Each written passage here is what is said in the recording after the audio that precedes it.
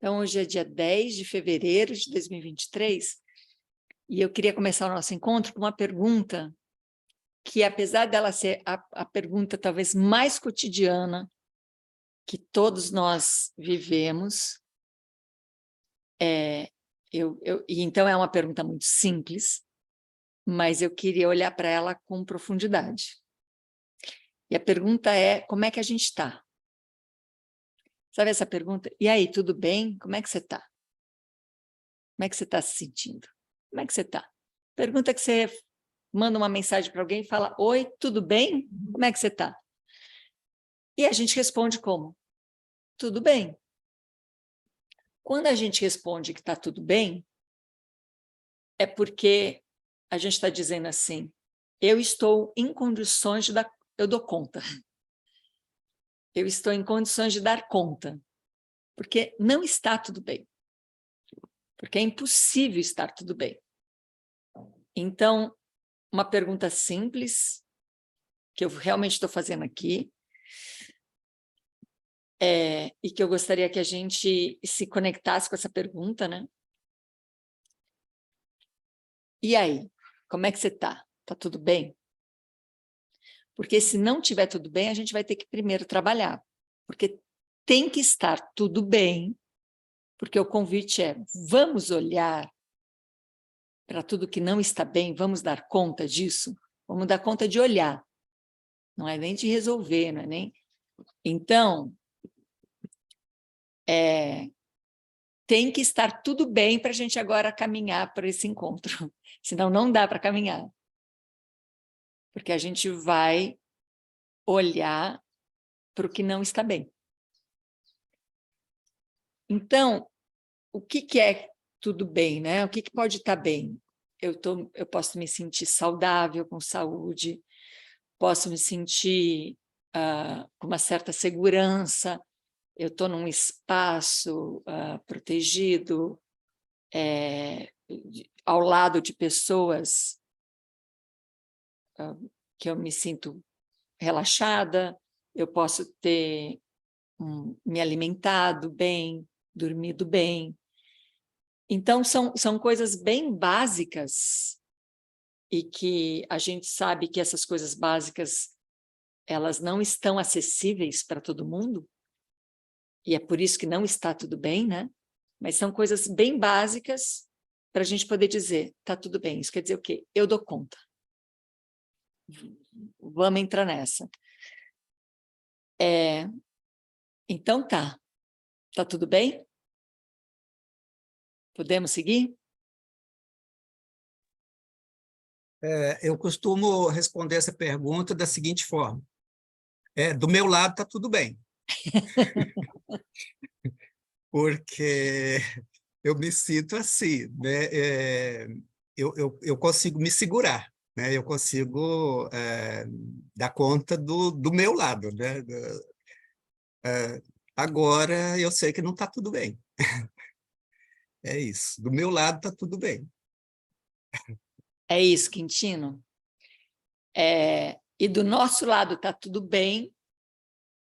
E quando do nosso lado está tudo bem, e como a gente não é separado do mundo, e como o mundo é de alguma maneira ou outra, a percepção que a gente tem dele, então a percepção que a gente tem do mundo fala sobre quem somos e como estamos,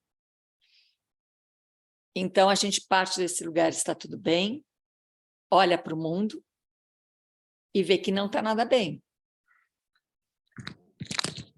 Vê que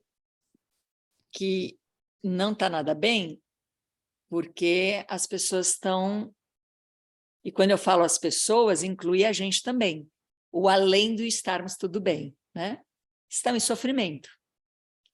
Estão numa...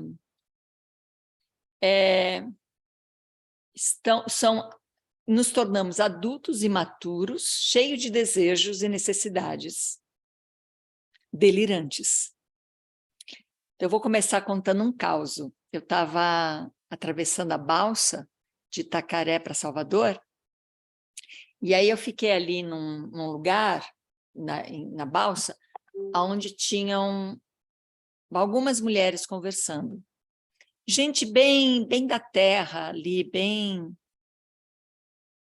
bem aquilo que a gente conhece como o povo brasileiro.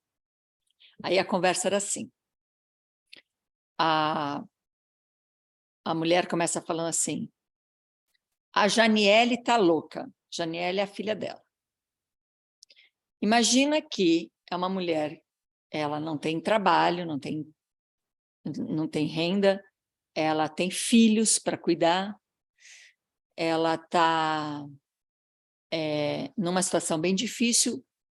Graças a Deus, a família toda concordou dela ficar na casa da vovó, que faleceu, e todo mundo tem aí o seu cantinho, como ela não tinha o seu cantinho, e agora ela tem um teto.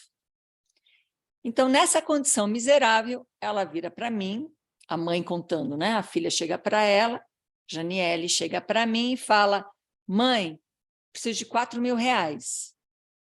Para quê, minha filha? Que eu quero comprar uma geladeira nova. Uma geladeira de 4.000 reais? É, uma geladeira de 4.000 reais.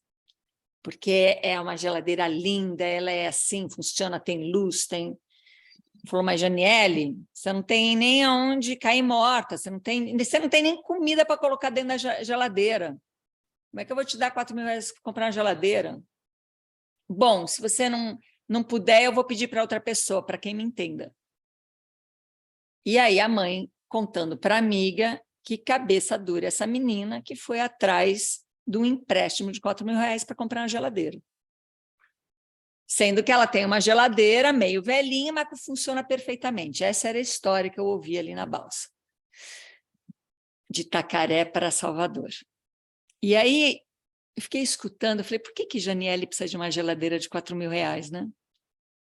Aí eu fiquei lembrando da Suzana, que precisa de uma bolsa de 40.000 reais.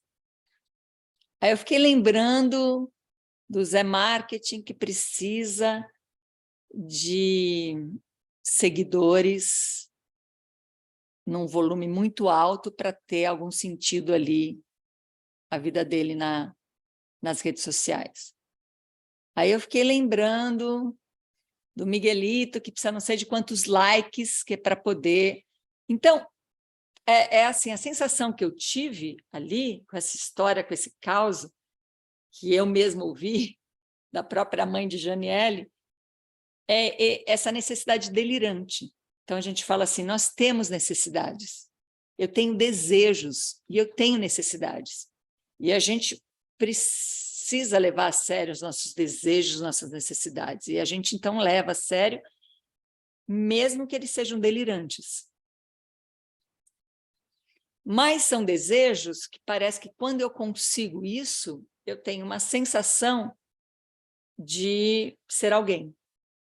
Eu tenho a sensação de, por ter aquilo, eu ter um motivo para me aceitar. Eu tenho um motivo para me amar. Não é que eu estou querendo que os outros me amem, porque a Janiele quer ter uma geladeira de 4.000 reais, naquela situação precária que ela viva, não é para chamar todo mundo ali da comunidade para olhar a geladeira dela, é para ela se amar. Para ela se amar.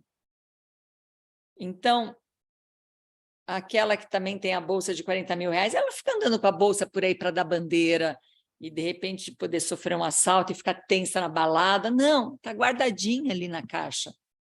Mas ela se ama por possuir aquilo, como eu posso me amar por ter sucesso, como eu posso me amar por ser reconhecido pelo outro.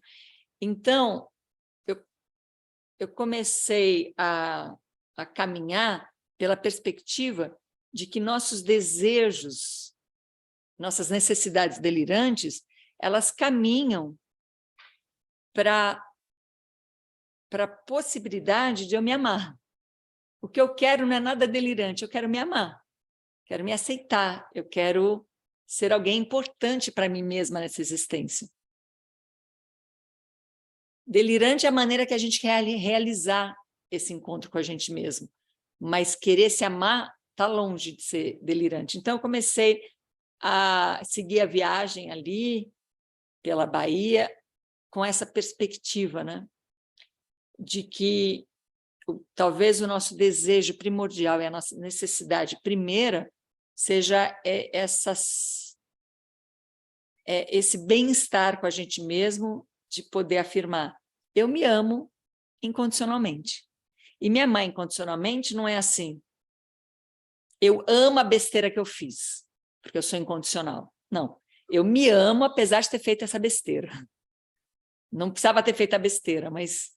Ou melhor não fazer a besteira, mas apesar de ter feito a besteira, eu me amo. Então, esse lugar de me amo, ele está longe de ser egóico, ele está longe de ser um lugar egoísta, um lugar delirante de narcisismo. Porque, voltando para o começo da nossa conversa, porque para eu responder, eu estou bem, e aí eu posso olhar para fora e olhar a encrenca que a gente está vivendo e ver o mundo que reflete, na verdade, muitas camadas de cada uma de nós, para eu poder fazer isso, eu preciso ter esse lugar de amor incondicional. Eu não posso estar de mal com a minha existência, em qualquer aspecto, com a minha aparência, com as minhas ações, com as minhas relações. Então, que a gente não precise desses delírios para poder se amar, mas que a gente precisa insistir num caminho que nos faça se conectar, que entre em conexão com a legitimidade da nossa existência, eu vou apostar nisso, de que a gente precisa realmente começar a ter um eu estou bem a partir de eu estou bem nesse corpo, eu estou bem nessa mente, eu estou bem nas minhas ações, na minha capacidade de agir, eu estou bem nas minhas relações. E aí, porque eu estou bem, eu tenho condições de olhar para fora e falar, meu Deus, como é que a gente entrou nesse buraco e como é que a gente vai sair desse buraco? Porque eu estou bem. Porque se eu não estiver bem, não dá para olhar para o buraco. Você entra, você cai no buraco mais fundo ainda, né? Então, para concretizar essa pergunta, né, como é que a gente está, eu vou ampliar para além desse nosso encontro aqui. Como é que a gente chega aos encontros? Como é que a gente chega em qualquer encontro? Num encontro que você participa socialmente, num encontro pessoal, num encontro com alguém, num encontro cotidiano, num encontro com os acontecimentos, num encontro com o seu trabalho, num encontro com as mensagens, num encontro com a arte, num encontro com a comida. Como é que a gente chega aos nossos encontros? E aí, para a gente saber como é que a gente chega aos nossos encontros, a gente pode fazer a pergunta de o que é que a gente espera a cada encontro. O que a gente tem, que expectativa a gente tem dos encontros? Que aquele encontro com aquela pessoa, com aquele processo, com aquele acontecimento, aquele encontro vai me legitimar, vai me validar, que aquele encontro vai me trazer mais segurança, que aquele encontro vai me trazer mais controle, mais garantia, que aquele encontro vai ser um encontro que vai me revelar que aquele encontro... Tudo bem, Álvaro? Te vi aqui a mensagem. Sorte aí, querido. O que eu quero? O que eu quero a cada encontro? Então, quando a gente consegue se perguntar o que eu quero a cada encontro, eu posso começar a entender como é que eu chego nos encontros. Quero ser cuidada? Quero ser amada? Quero ser elogiada? Reconhecida? Validada? Eu quero quero tirar proveito, quero sair desse encontro com mais conhecimento, com mais experiência, com mais vivência, com mais inteligência, com mais capacidade para me amar?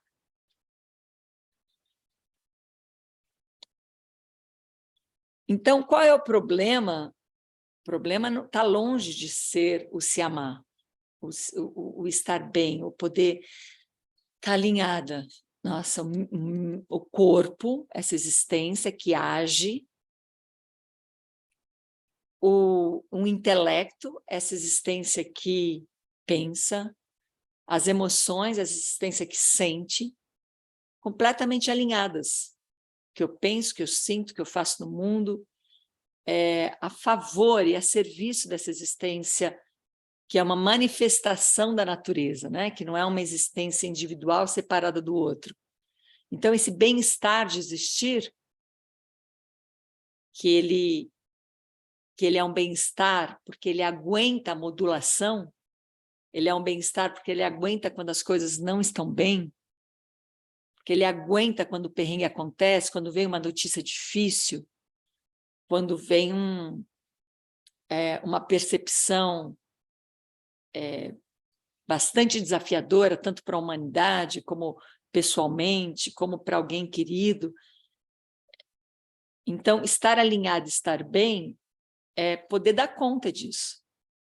E dar conta disso não é resolver isso, não é falando, gente, vai ficar tudo bem, não é trazer uma frase de efeito, e não é se convencer que vai dar tudo certo no final, de que a vida provê, que né, não é trazendo nada positivo, é realmente conseguir sustentar e se relacionar com o negativo. Então, eu estou bem para poder olhar para o pior e não fugir dele. E não ser abduzida por ele. Então, eu ter espaço, ter estrutura, ter tamanho para poder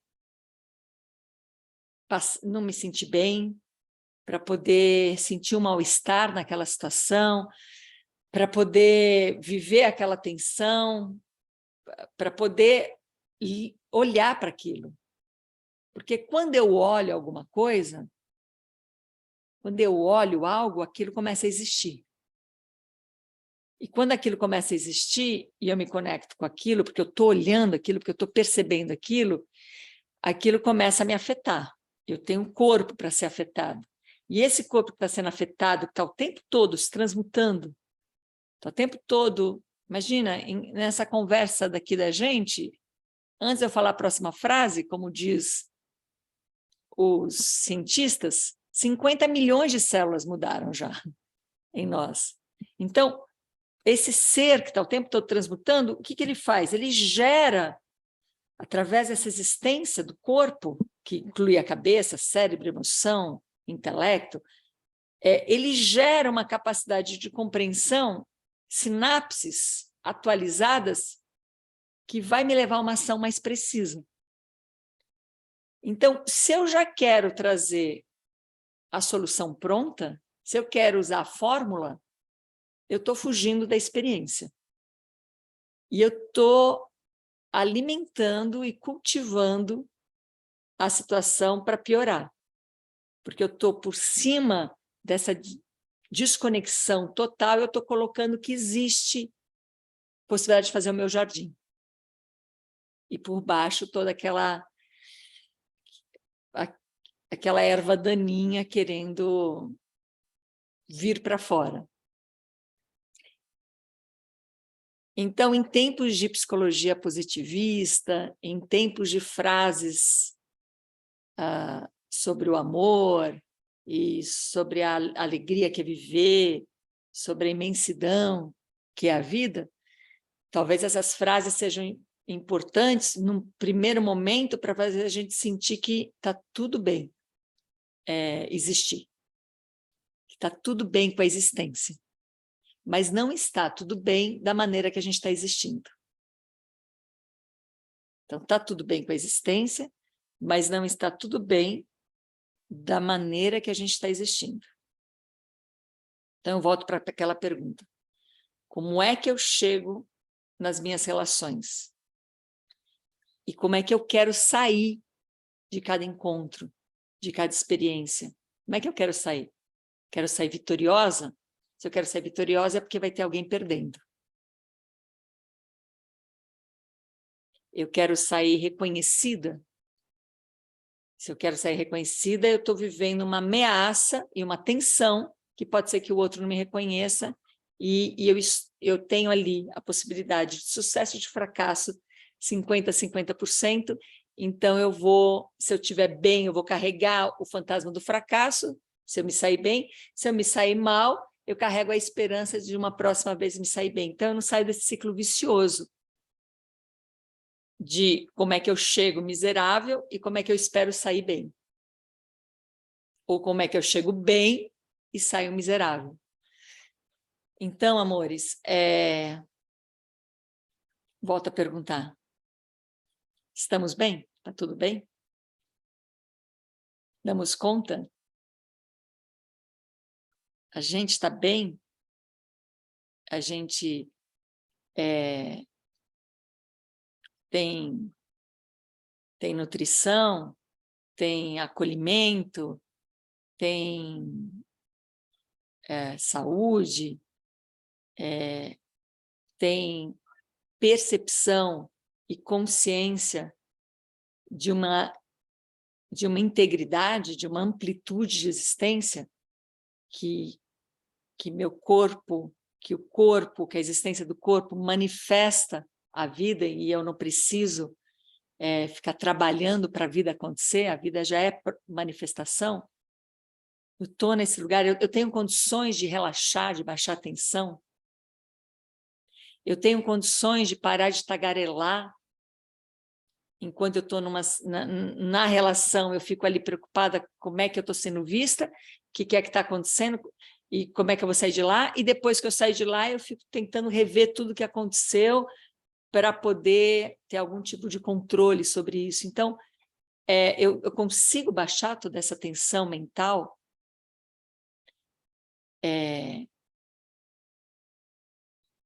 e aí entrar num estado de silêncio, entrar num estado onde o espaço vazio é sempre maior do que o conteúdo, espaço vazio é sempre maior do que o conteúdo, logo, qualquer conteúdo que seja, por pior que seja, ele tem espaço para se mover, ele tem espaço para circular, para descentralizar, para transmutar, e aí eu vou ser atravessada por um insight, eu vou ter uma energia que vai me gerar um insight, e esse insight vai ter uma perspectiva alegre da vida, nas situações mais desafiadoras, e alegre da vida não é positiva, alegre da vida vamos olhar para isso, vamos entrar nessa complexidade para poder encontrar o simples que é. Então, eu sinto que o nosso processo, nossas vivências, nossos encontros, nossos trabalhos, eles estão apontando para esse caminho da presença, e a presença aponta para esse caminho de existir nesse corpo, e esse corpo aponta para uma descentralização, para uma distribuição, para o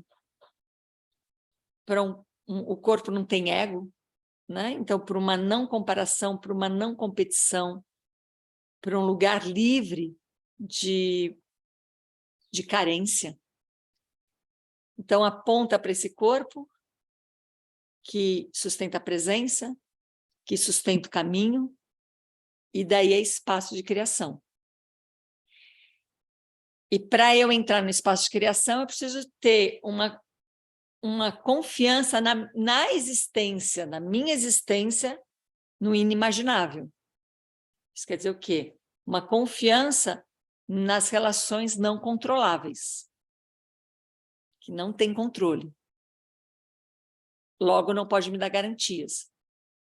Então, quando eu entro nas relações e eu não tenho controle sobre o que é que vão me escutar, o que é que vão pensar, o que é que vão sentir, o que é que vão pedir para mim,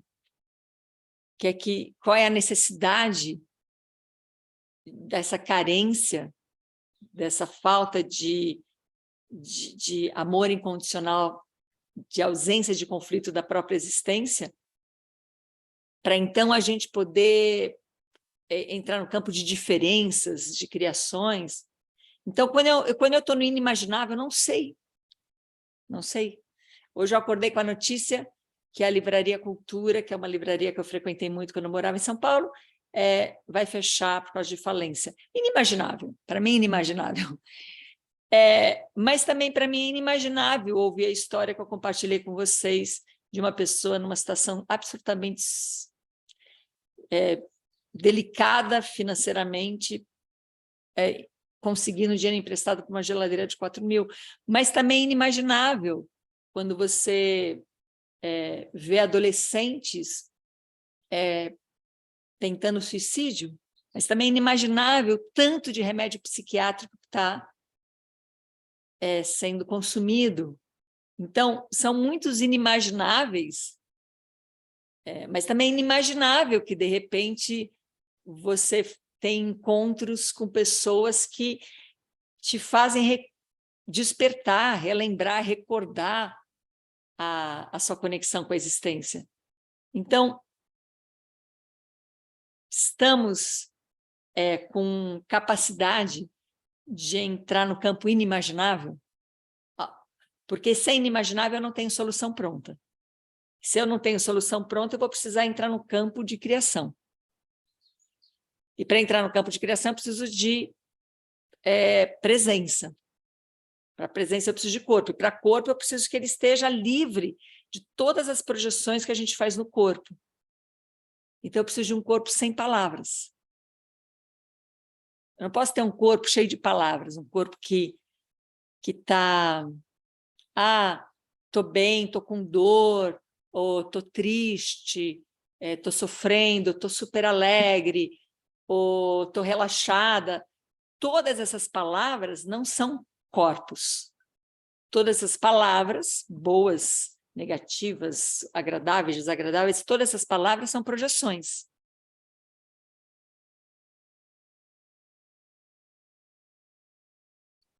Quando eu me dou conta que são projeções, eu posso deixar cair as palavras.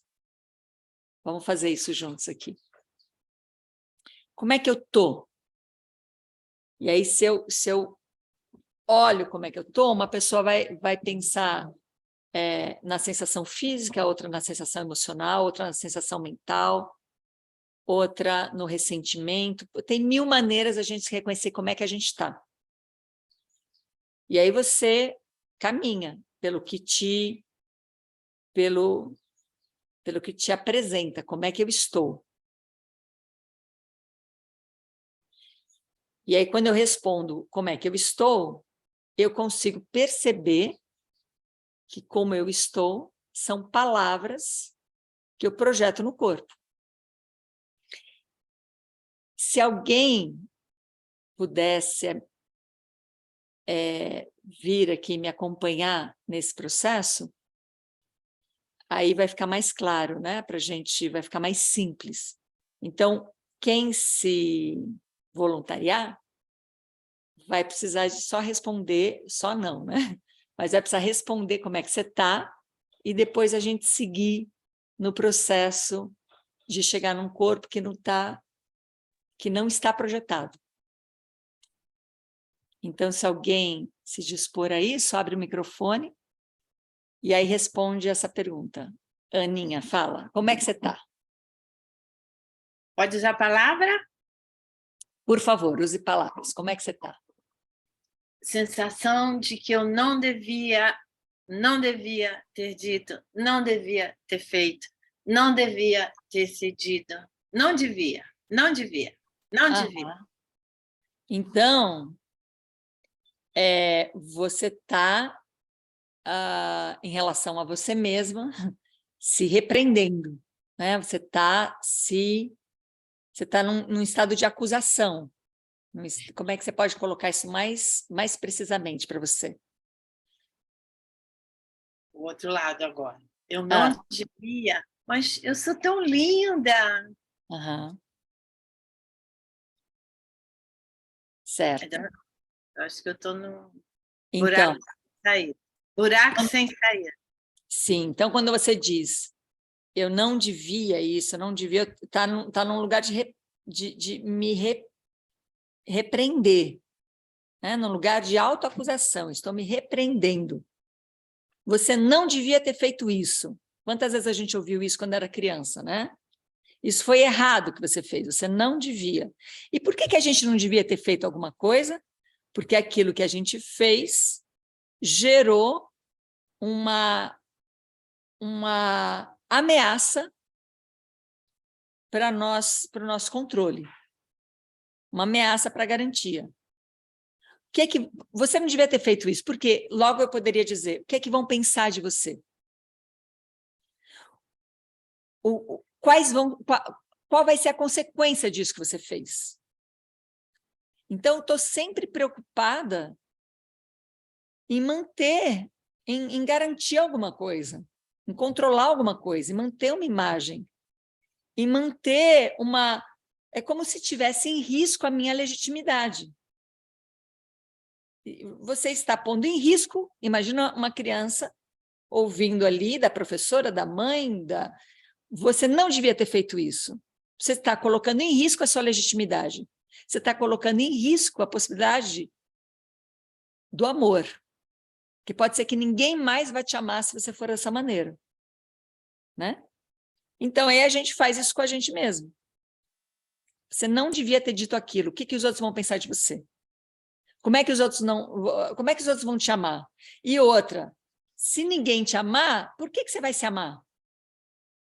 E se você não se ama, quando eu falo se ama, é essa aceitação incondicional da existência, esse lugar, confortável, eu estou em casa, estou aqui, estou no meu corpo, estou na minha mente, estou nas minhas emoções, estou na vida, estou nessa pulsação desse coração que bate, estou nesse estômago que digere, nossa, estou nesse pulmão que respira, eu estou aqui.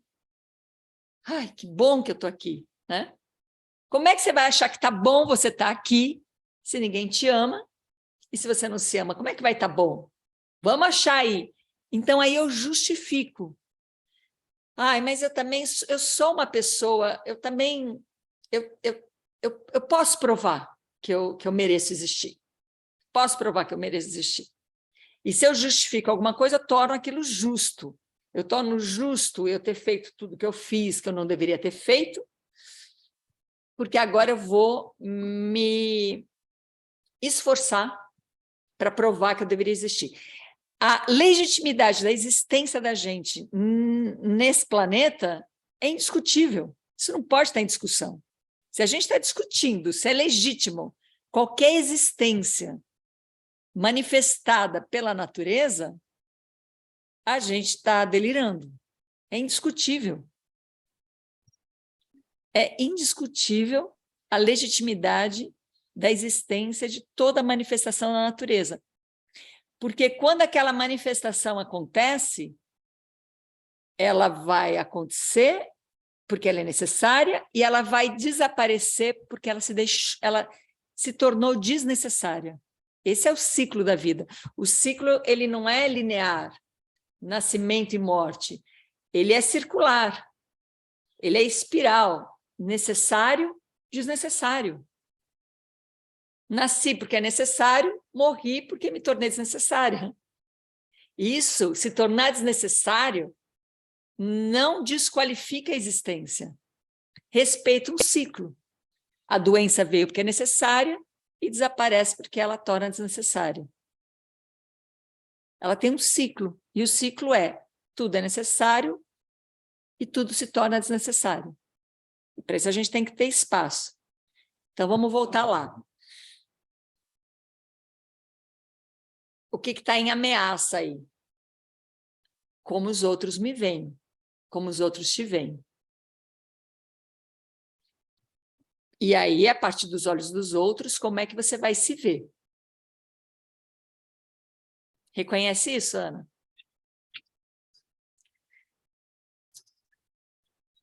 Então, a gente, ao reconhecer essa dependência tóxica, porque a gente tem uma dependência relacional inquestionável, mas ela é sempre a favor da vida, ela é fluida. Nada existe nesse mundo que não esteja em dependência relacional com a existência, com os outros. Não existe alguma coisa que por si só existe sem relação. Então, essa é a dependência da natureza, que faz com que, se eu estou em relação com tudo, tudo aquilo que eu percebo diz respeito a como eu estou, como estão os meus olhos, como estão meus ouvidos, como estão meus sentidos, como está a minha percepção. Que esse ser que está em transformação, está em transmutação. Então, toda vez que eu percebo alguma coisa, essa percepção traz à tona, traz para a luz aquilo que não estava sendo percebido, e essa luz transmuta. Esse vir à tona transmuta. Posso te falar? Pode, querida. Eu queria falar sobre a possibilidade de justificar. Se é uma bobagem. Eu vou falar vou contar os 2 exemplos onde eu me senti inadequada na vida. Um foi um domingo, uma sobremesa, eu tenho 4 anos, minha mãe serve pudim, eu pego um pedação, não, ela me dá um pedação, e eu acho que eu engoli assim metade, já metade, porque eu já estou querendo pronto. E eu espirro e cuspo na mesa aquela metade. E aí todos riem da minha cara. Eu não acho que tinha graça nenhuma. Foi um acidente. Eu perdi o pedaço, já ia comer só 1,5. Mas eu tive muita vergonha. Muita vergonha. Eu gostaria de ter falado. Ai, que engraçado, né? Qual a graça, gente? Eu gostaria de ter falado um dos 2, mas não falei. Eu tive vergonha. O outro, eu tinha um caderno da Livraria Cultura, foi uma homenagem a você, não. Assim, acolchoado, da minha idade. E eu escrevi minha primeira história. Eu poderia falar a história, não tem importância. Era sobre a estrela, como as estrelas existiram, e tinha a ver com a casa da minha avó, os muros eram de pedras que brilhavam. E o conto termina assim: e assim surgiram as estrelas aqui na Terra. Meus 2 irmãos pegaram e falaram: essa história já existe. Nunca mais escrevia. E eu quero dizer que eu acho que eu sou uma boa escritora, mas nunca mais escrevi. Eu acho que eu devia ter respondido também. Claro que já existe. Tudo existe já escrito. Eu não escrevi. Já, se eu fosse trazer para hoje, acho que eu não me justificaria tanto. Mas eu diria, olha, eu não vim armada. Eu não vim armada para aqui, eu não vim armada. Ou eu não estava armada, eu não sei. Eu queria falar, justifica a justificativa. É isso que eu queria falar. Sim. Então, esse é um caminho intelectual que a gente foi treinando, né? Ai, Ana, desde o pudim! Desde o pudim! Calma, calma. A gente está treinando agora esse caminho, que é assim, o que é que eu deveria ter falado, o que é que eu deveria ter feito, como é que eu deveria me defender, porque eu me senti atacada. Quando as pessoas estão rindo da minha cara, me sinto atacada. Não estão rindo comigo, estão rindo de mim. Quando estão desqualificando a minha expressão, eu me sinto atacada. Aí a gente tem, primeiro, uma defesa mais animal, né, que é uma defesa mais instintiva, e depois a gente vai intelectualizando e vai tendo uma defesa mais elegante, que é dou a volta por cima, dou a resposta e ainda saio elegantemente. E a gente espera chegar nesse nível de dar a resposta mais elegante possível, mas, assim, mostrar que eu não vou me deixar levar pelo ataque do outro. E aí a gente ficou mais blindada ainda. Esse é o ponto.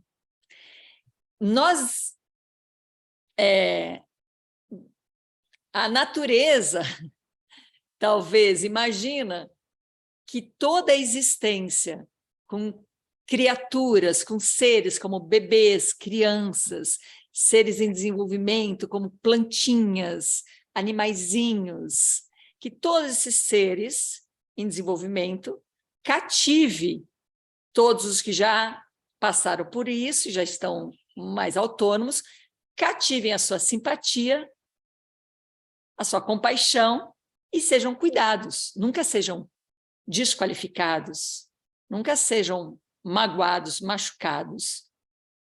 Acontece que a gente está num ciclo vicioso contínuo de adultos feridos, de quando eram crianças, e essa dor é muito grande, e aí ela vem para fora e a gente acaba ferindo outras crianças e outros seres. Então, a gente está num ciclo vicioso de ataque. E aí a gente toma essa vida como um tempo que eu preciso para aprender a me defender. E tem várias maneiras de se defender. A maneira que você fica bem forte, vai lá e bate mais do que apanha, e a maneira que você deixa passar elegantemente, que a pessoa mesmo se estrupia. Mas a gente não sai da relação ataque-defesa, esse é o ponto. Não dá para a gente voltar lá atrás e mudar toda uma sociedade para não ter vivido essa experiência, mas dá para hoje, sendo adulto, acolher essa própria dor. Quando eu, hoje adulta, acolho a minha própria dor de infância, é como se... Porque se essa dor que aconteceu lá na minha infância, ela ainda está presente hoje, é uma dor de hoje. Então, eu posso cuidar dessa dor hoje. E como adulta, eu posso lidar com essa dor. E quando eu libero essa dor, eu estou bem. E aí eu posso olhar para o mundo e ver a dor dos outros, que é minha também em outras camadas. Mas essa primeira camada de defesa e ataque, eu consigo baixar. Então, vamos lá, vamos praticar isso. Vocês já têm intimidade com isso, então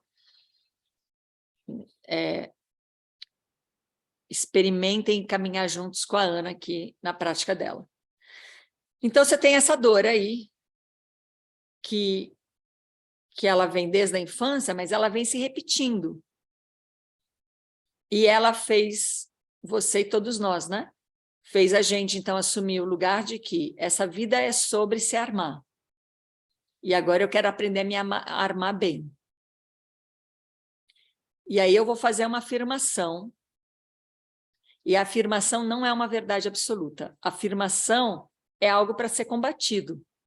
É algo para ser olhado, ver onde é que está o furo dessa afirmação. E a afirmação é: a vida não é sobre relações de ameaça e defesa. Não tem ameaça na vida. Então, para eu sustentar essa afirmação, a gente vai olhar vai olhar para o próprio corpo. A mão, para quem é destro, a mão direita sabe muito mais do que a mão esquerda. Pode muito mais do que a mão esquerda. E a gente não tem a experiência no nosso corpo de uma mão esquerda invejosa da mão direita, de uma mão esquerda torcendo para a mão direita se dar mal, para ela finalmente ter o seu estrelato. A gente não tem essa experiência. Não é. Não faz. A gente tem dois olhos e cada olho capta um tipo de imagem. Um vai ver o contorno, outro vai ver o conteúdo. Um vai ver forma, outro vai ver movimento. Aí os dois olhos, as duas informações se encontram ali no centro do cérebro, e ali a gente não tem a experiência dessas informações discutirem quem é que está certo. Mas não podem os dois estarem certos, porque os dois são diferentes. E não tem essa discussão. A gente não tem nenhuma experiência no nosso corpo de competição, de comparação, de desqualificação. A gente não tem uma experiência no corpo de ódio, de raiva, de medo. No corpo, não. Na projeção, a gente tem. Porque por baixo de toda projeção, medo, raiva, tristeza, dor, doença. Quando eu falo projeção, eu não estou falando imaginação. Projeção é uma coisa que funciona. Uhum. É concreta, ela funciona. Então, não é que a gente está louco aí, acreditando em imaginação, não. Eu estou projetando uma coisa, uma percepção, e aquilo funciona. Ou a gente já não aprendeu que as cores não têm cor. Mas a vibração daquele objeto, daquela planta, daquela coisa colorida, aquela vibração é captada pelos nossos olhos e a gente codifica uma cor. Mas a cor não está em si, né? E é uma projeção, então, a cor. E funciona.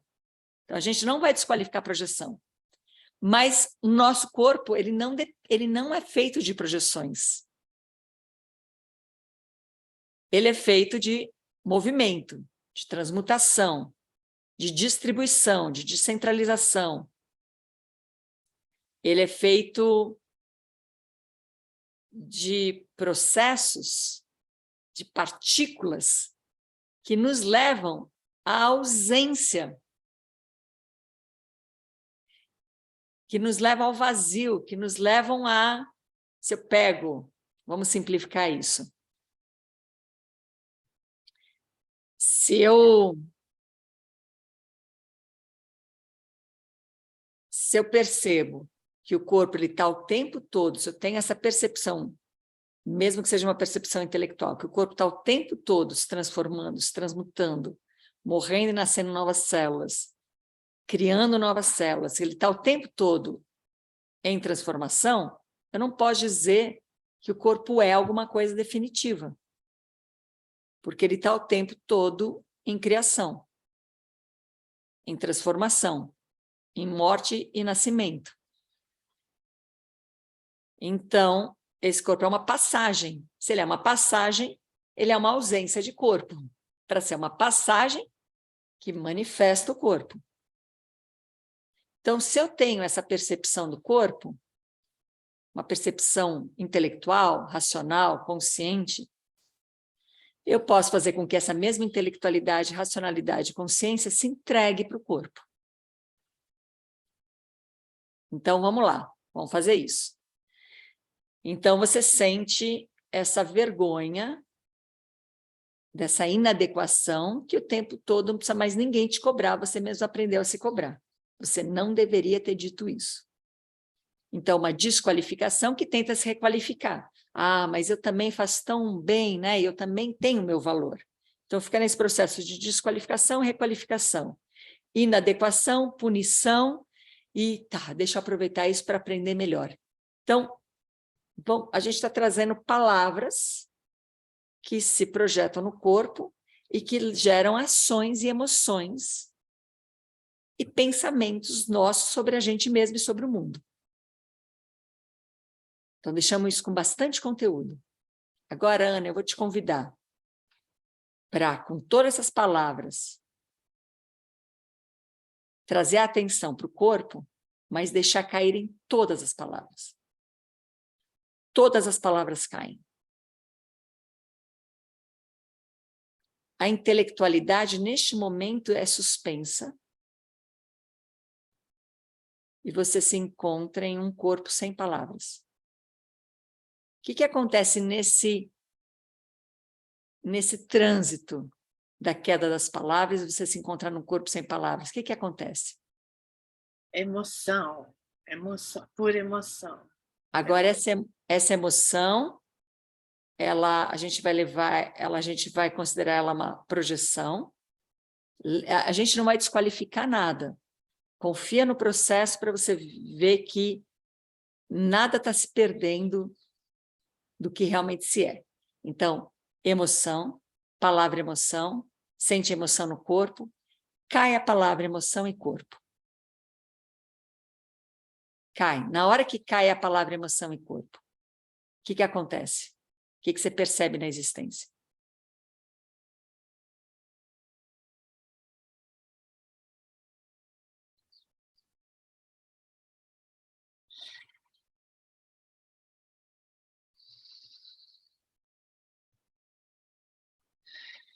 E aí você pode agora trazer palavras, porque esse corpo produz palavras. Esse corpo produz intelectualidade. Não foi a intelectualidade que produziu esse corpo. Caiu palavra. O que ficou? Traz agora a palavra.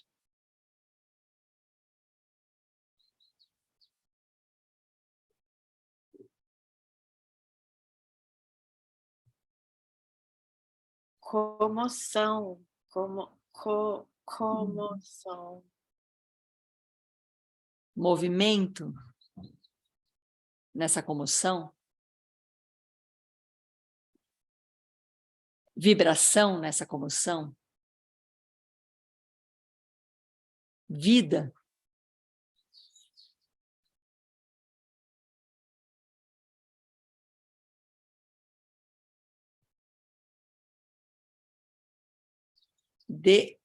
Transbordamento. Sim. Quando caem as palavras, porque como é que a gente está acostumado a viver intelectualizando o conhecimento, as experiências, trazendo palavras e projetando num corpo que produz intelectualidade, que produz palavras, que produz conhecimento. Então, quando caem as palavras, não cai a capacidade de intelectualidade, mas muda o polo da onde está vindo. A intelectualidade é produzida pela experiência.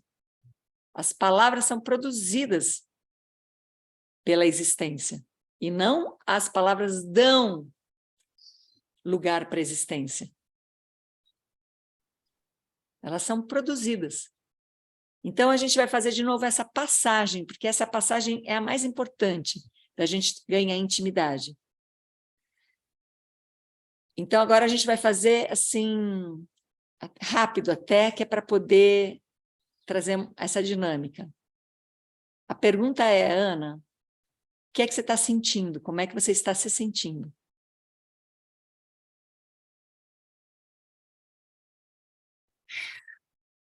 Não sei. Não sei dizer, me veio uma memória. Aham. Veio uma memória muito forte. E como é que essa memória te faz se sentir?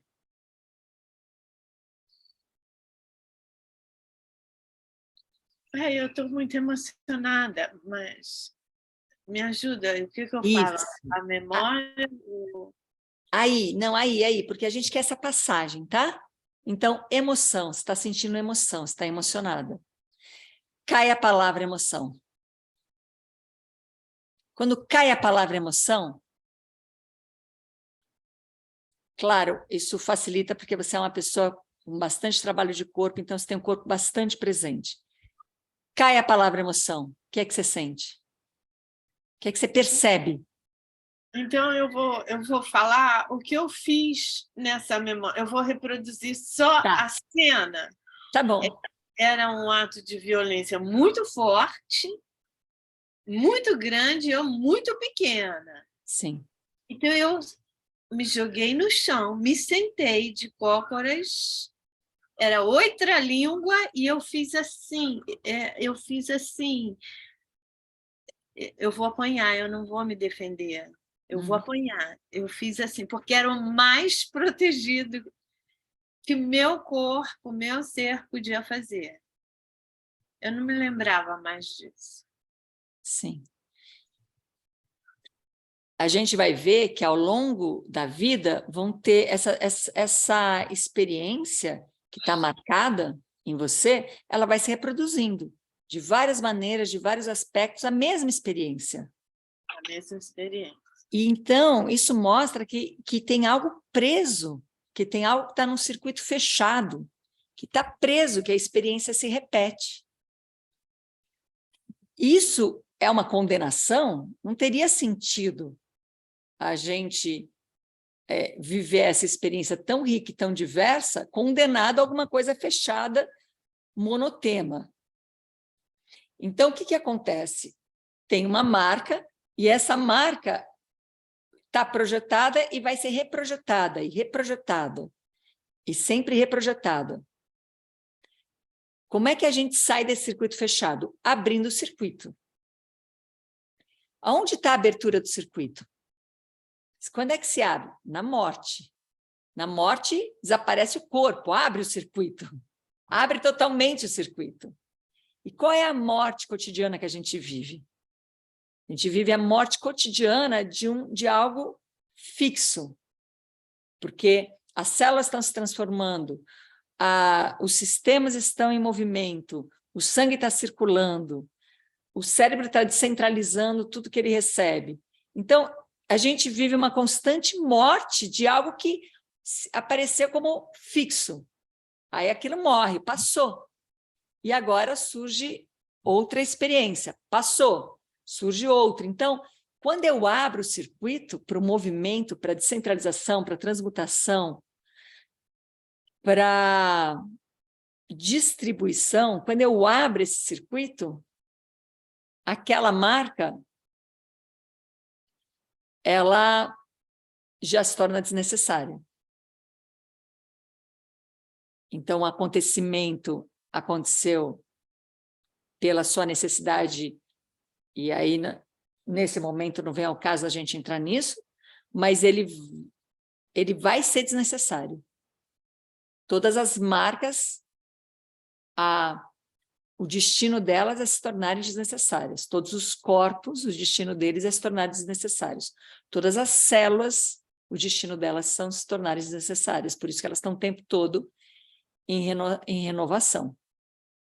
Então, aí você está com um corpo que está o tempo todo existindo nessa relação. É necessário, é desnecessário. Necessário, desnecessário. Nessa passagem, nesse espaço vazio, muito maior do que o conteúdo. Muito mais espaço vazio. Então, vamos de novo nesse simplificar, nesse circuito de abrir o circuito fechado, no circuito de abertura. O que é que você está sentindo? Como é que você está?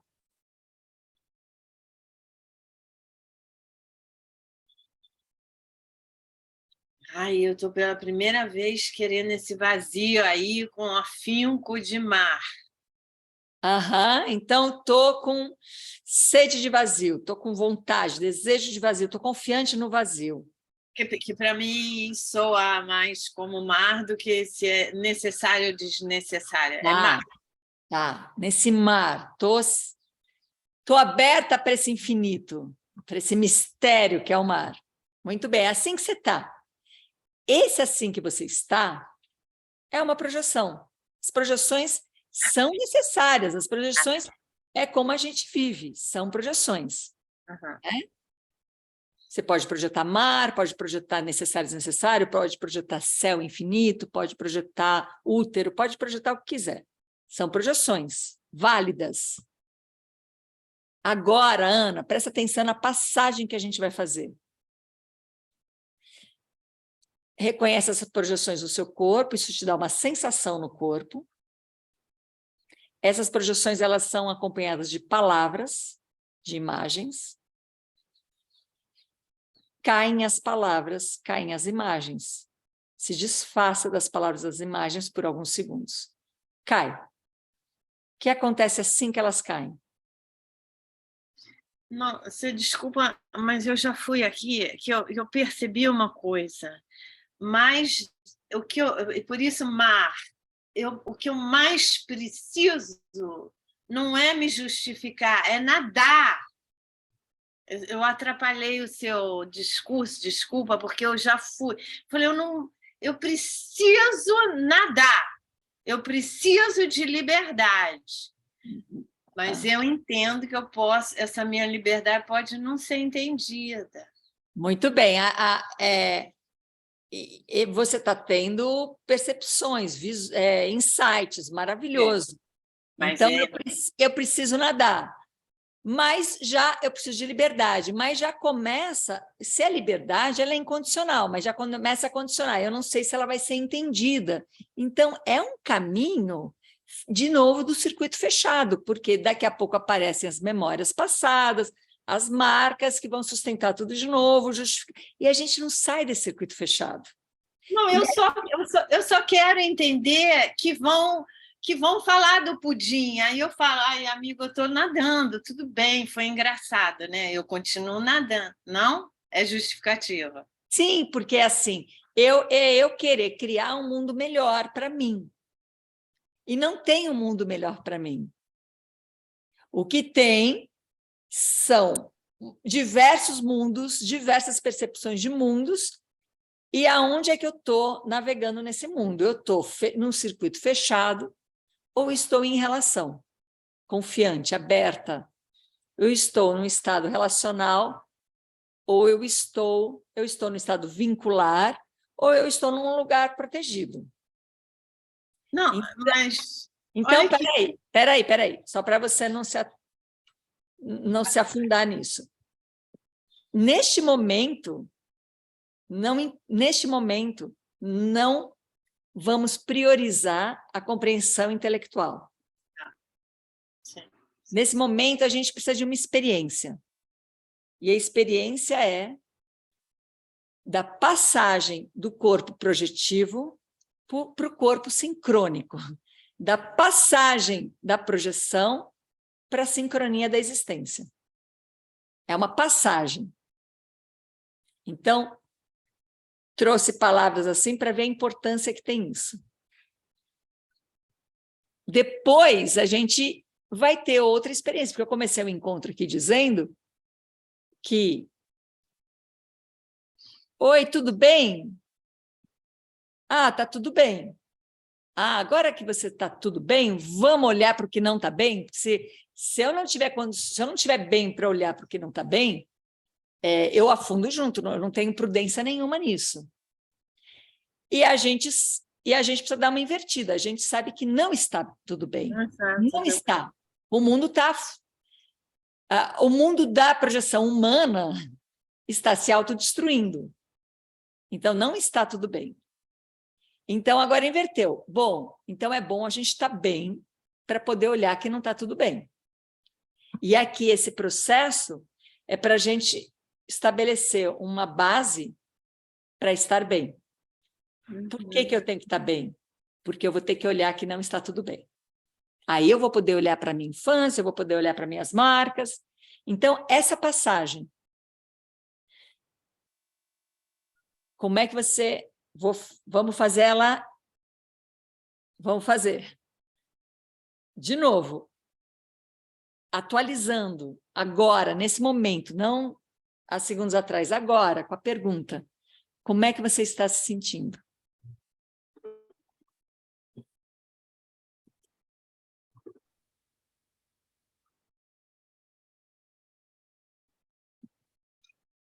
Como é que você está se sentindo? Podendo nadar. Podendo nadar, isso. Podendo nadar. Isso é uma projeção positiva, mas é uma projeção, e projeção não é ruim, mas a gente não quer ficar preso só na projeção, que ela nos sirva e não que ela nos faça de refém. Podendo nadar. Ana, fica aí presente na sua existência, no seu corpo, e caem as palavras. Caem as palavras. Qual é a percepção que vem quando caem as palavras?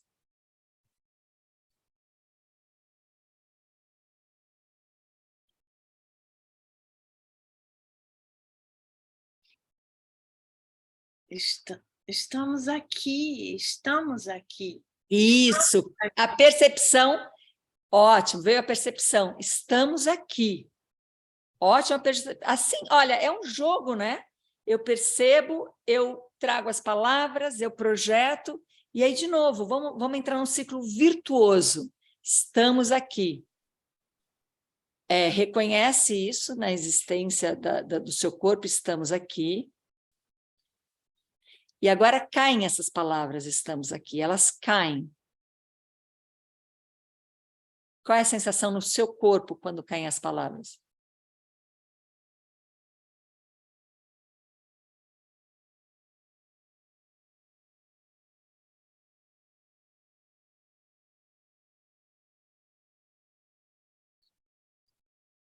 Eu amo, eu amo, eu amo, eu amo, eu amo, eu amo. Eu amo. Eu amo. E assim a gente pode ir indo para esse ciclo virtuoso. A gente cai as palavras, eu amo. E a gente vai começar a sentir, a existir nesse corpo, a existir vibracionalmente, a existir nessa confiança dessa transformação constante que a existência é, nesse fluxo constante que é, nessa pulsação de um coração que descentraliza e distribui o sangue e não ficar retendo e centralizando nada. Nessa percepção de que tudo que passa por cada órgão, por cada célula, por cada sentido, é distribuído, é descentralizado e não precisa centralizar. Cai o ego, a gente, como diz o Tao, e começa a ficar o cosmos agido.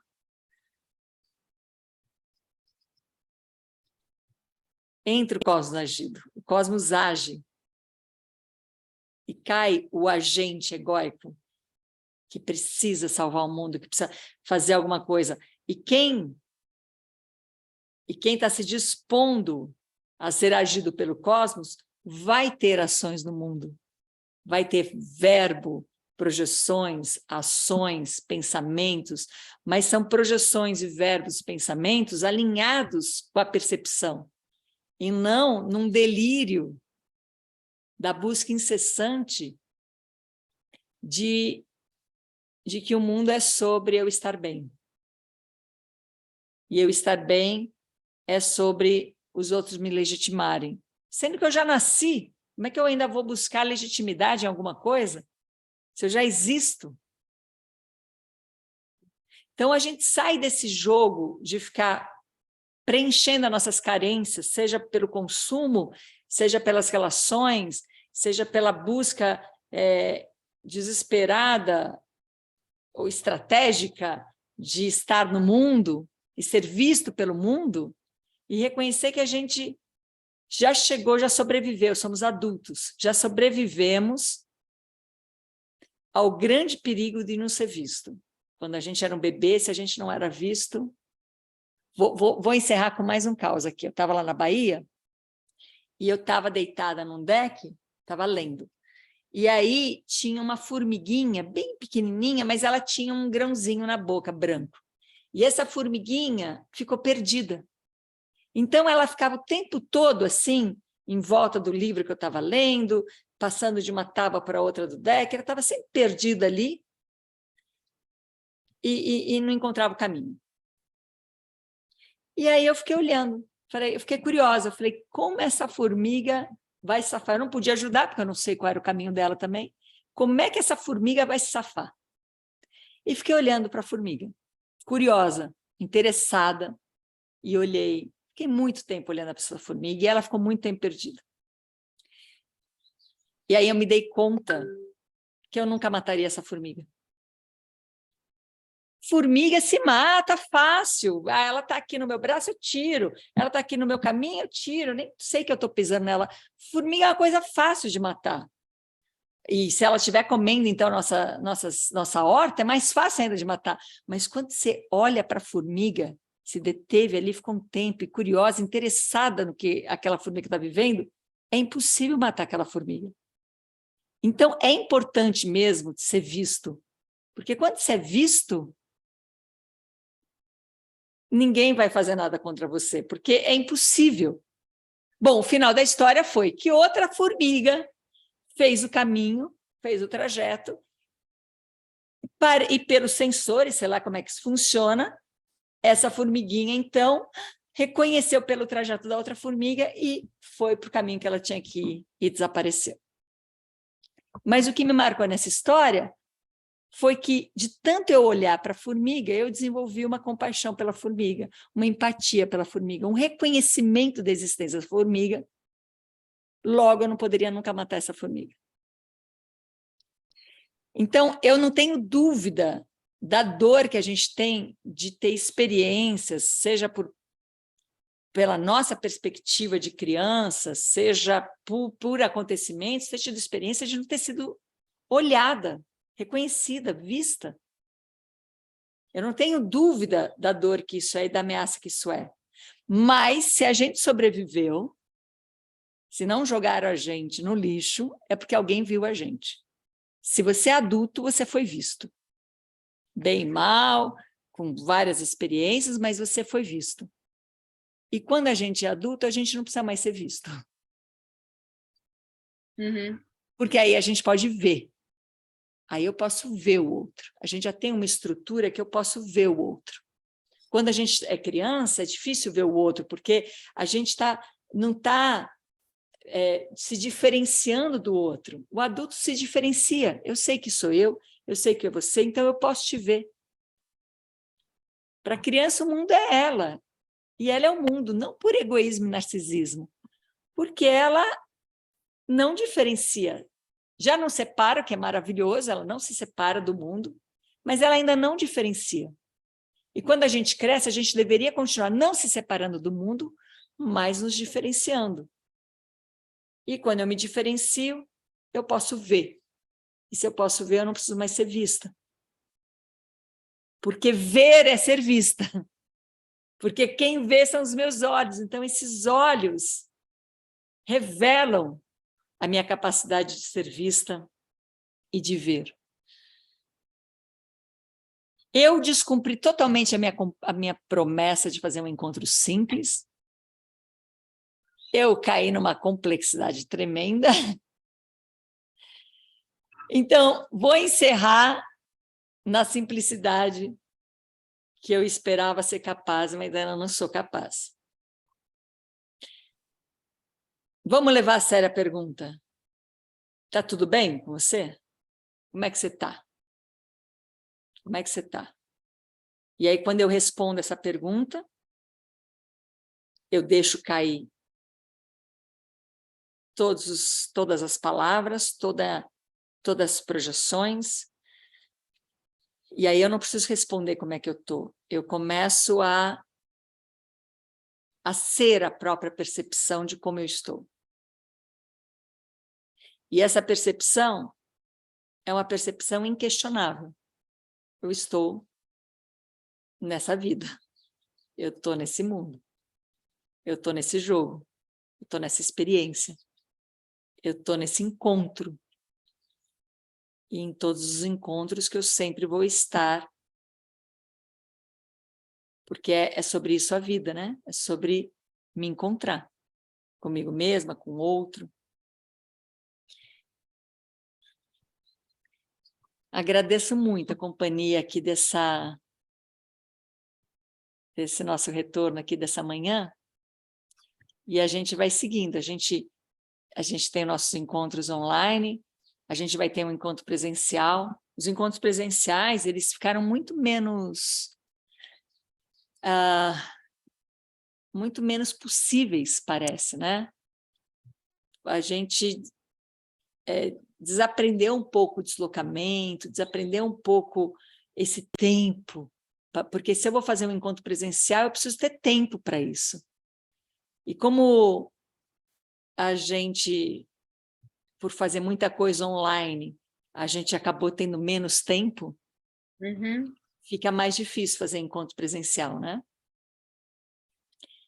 Mas eu não vou desistir deles, porque, assim, é incomparável um encontro presencial, que você se dá o tempo, o espaço, os sentidos, o cheiro, a paisagem, o vazio, a comida maravilhosa, o sair da rotina, o ter uns deslocamentos. Então, a gente vai ter um encontro presencial durante o Carnaval, de 17 a 22. E a gente segue também nossos encontros online, porque a gente também se encontra. Então, um beijo grande. Eu queria agradecer. Eu não estou vendo meus 2 parceiros. Obrigada a todo mundo que não conheço. Obrigada. Agradeço. Agradeço você, Ana, também, por ter trazido toda a sua experiência e se disposto, né, a isso, e todo mundo fez junto, cada um no seu campo. Então você foi muito bem acompanhada, né? A Sueli me pergunta se não é do 17 a 21, acho que é, né? É até terça. 21. Tá, 17 a 21. Mas quem quiser ir embora no dia 22, que for mais fácil, também é possível, tá? E é para quem está nesses todos os... É aberto. É aberto para quem não está nesses nossos encontros online, é aberto para quem está chegando pela primeira vez, porque a gente já está todo mundo aqui na experiência da vida, então é aberto para todo mundo que está aqui na experiência da vida. Um beijo!